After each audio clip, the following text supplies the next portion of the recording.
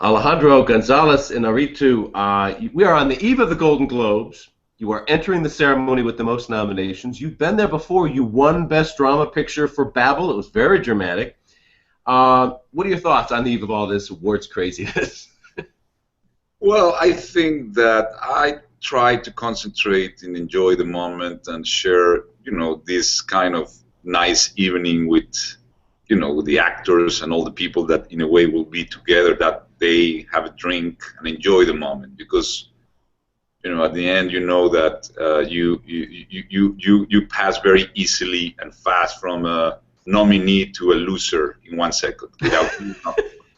So I prefer to really enjoy the moment, and it's already a privilege to be, in a way, selected, and again, to share all this kind of fun, kind of circus, Do you follow what us crazy prognosticators say at all? I mean, for example, at the racetrack odds at Gold Derby, we have you ahead to win Best Comedy and Musical Picture now with Michael Keaton ahead, and do you shut that out, or do you pay some attention to that in case it gives you some sense that you might win, so you need an acceptance speech? How do you deal with the lunatics like us out there who are treating this like a sporting event?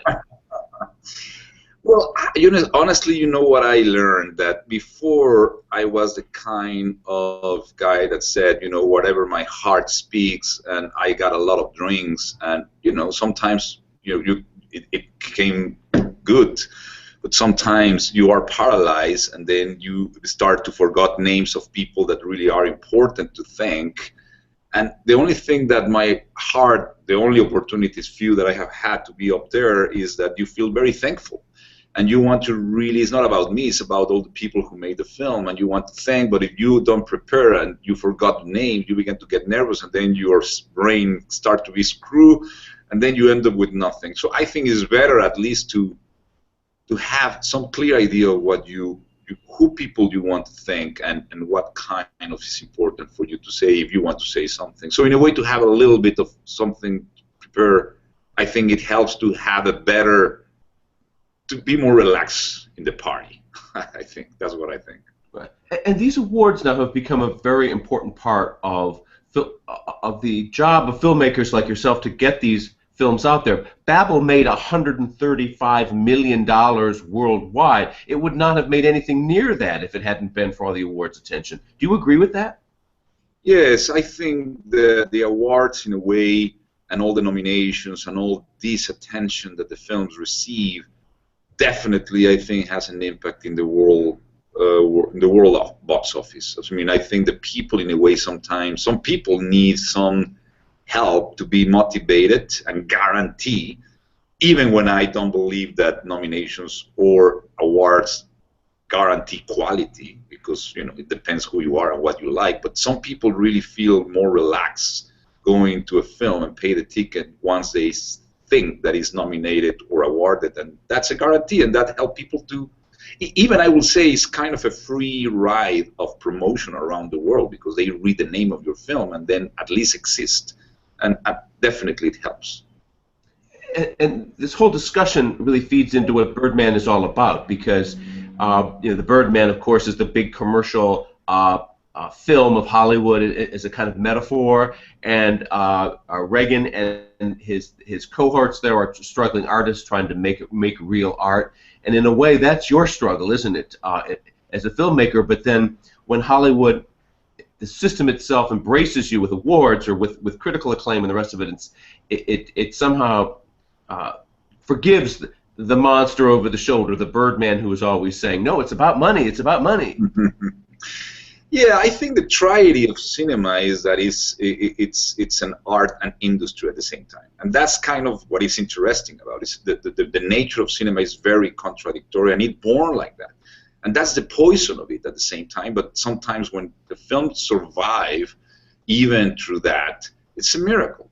And I think that what has been very difficult in the last years, and I think maybe always, but every time more, because more spaces are taking the place of films that represent other art form, which is, for me, I think the films are a way to, it's a media for human and personal expression. You know what I mean? As painting or as writing. And when we lose that, when we lose that territory and the films just become movies, just become products designed to be liked, then we are losing the possibility that these media become a personal human vision, which is unique and important to maintain. And obviously that's what this character is struggling with. What is art and what is commerce and commerciality, you know? And in the days that we are living, it's a big question, not only in cinema, but in many other territories, I guess, you know. Well, if movies are personal expression, what are you expressing here with characters like Tabitha, who is full of hate over the fact that these Hollywood actors come out here to legitimate stage theater and pretend they're actors, and we all know what that feeling is about. We all feel it a little bit ourselves, of course. But what does that tell us about your mind, or where you are in terms of being cynical but yet realistic with all of that? Well, I think Tabitha, for me, represents what what this character in the universe and in the truthful of this character really fears the most, which is to be judged, to be not validated, which is what he has been suffering, you know, rejected and feel devaluated. And she represents that judge, that in a way represent that fear, like his mother and his the priest and you know, the people that can validate you or not.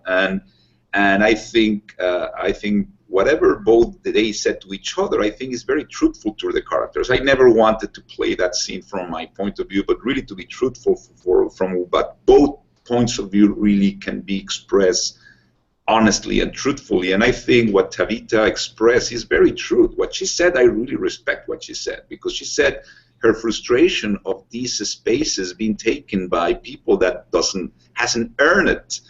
And she interprets that he's doing that, as there's so many complaints about how many cinemas has been taken by these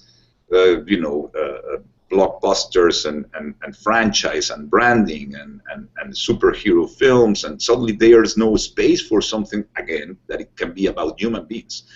And in a way, that frustration, she expressed that very savagely, and I understand her clearly, and in a way I understand her, and even I empathize with that part of it,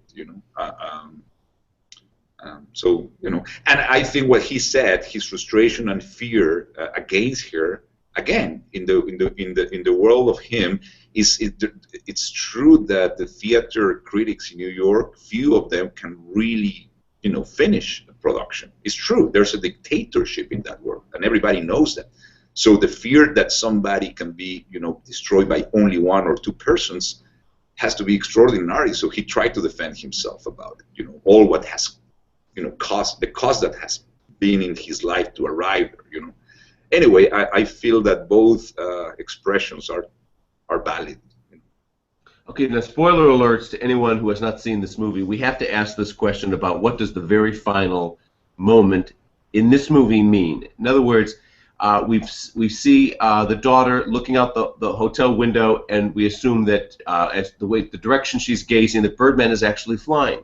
However, earlier in the movie, when you do have him flying, you have him arriving at the theater and you superimpose a taxi as he goes into the theater. So as a viewer, I'm thinking, aha, that's a fantasy scene. He's not really flying. He's in his mind he's flying, or in his hangover state he's flying. But as he arrives at the theater, he's really in a taxi. But yet, you also allow whimsical, magical moments throughout the film where he is levitating and so forth. Are we just supposed to be left as viewers with dreaming of all of these things because that's a valid point of view, or is he really flying at the end? How do we process that as viewers? What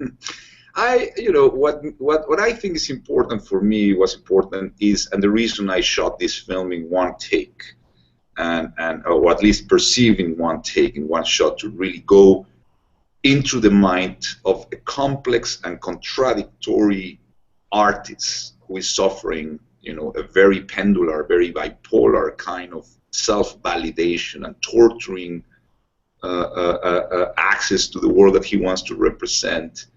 I think I wanted to be very clear that this contradiction of him being himself and at the same time living a delusional imaginary world of what he should do or he should have done, this, in a way, imaginary world that his mind thinks about it. I would like to go in and go out, and in a way, being changing the shift the points of view from him, from the audience, from some people outside, from his producer. So I like the fact that I'm shifting the points of view of who see that, and when is true, when is not true, and when is in his mind, when is subjective and when is subjective. And it took me a lot of time to really get to this. Even when he's in the rooftop, and there's a woman saying, "Hey, are you shooting a film? This for real? Or you're shooting a film?" He said, "We are shooting a film." Suddenly, I want this to break a wall. Now he's recognizing that we, audience, are watching a film.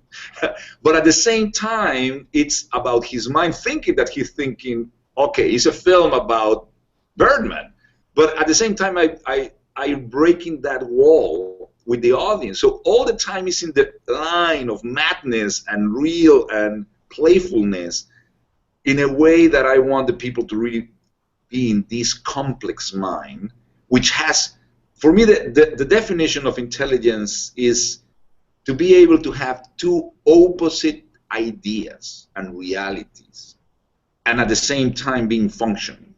And that's what Regan Thompson for me is. He's absolutely contradictory guy who wants to make money but wants to make art, and who feels that he's a right comet in the sky, and then 30 minutes later he feels that he's a dead jellyfish. You know, all that thing that live and isn't necessarily for art, that's what he's struggling in a very high thing.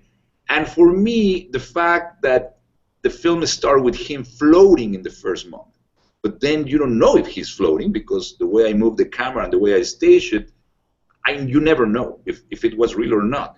And all the time I try to, the audience, make themselves the job. Whatever you want to think, if it's real or not, it will be about who you are and what you want to believe.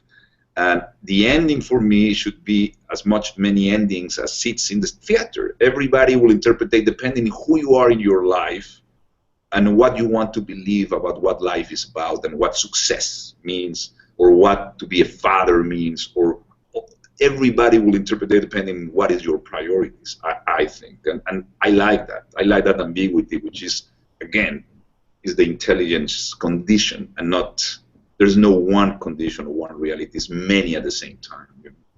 Okay. Good answer. Okay, well, go win some Golden Globes. You certainly deserved every category because you've taken some great chances here and really paid off with an extraordinary film. Thank you, Alejandro. Thank you very much, Tom. Bye-bye. Bye-bye.